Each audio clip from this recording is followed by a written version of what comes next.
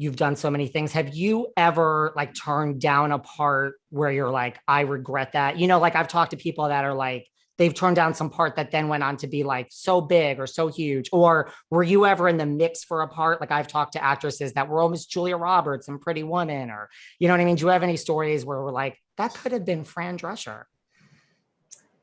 Well, I hate to say I would have liked to have, played a part, especially if I really admire the actress that ended up getting it.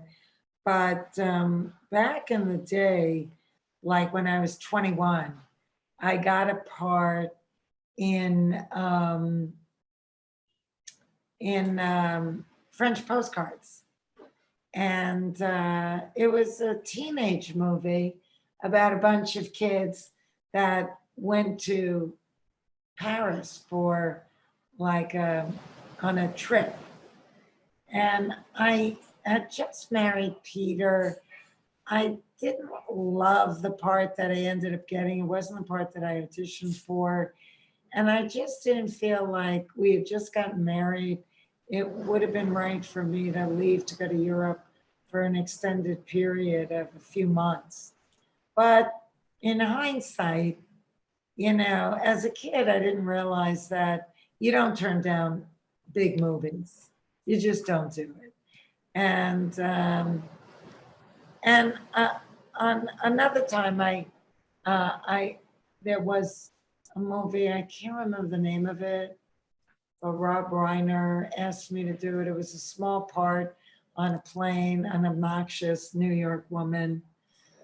And he asked me to do it. And I kind of thought, is this how he sees me? Or is he never going to see me in a major role? And I turned that down too. But probably in hindsight, I should have just done it. I should have just done it. Well, it's all worked out for you. Oh, yes. Neither experience that I missed contributed to me being less successful, I don't believe. But, life takes you on a journey. And as you get older, you learn things. And, work brings work.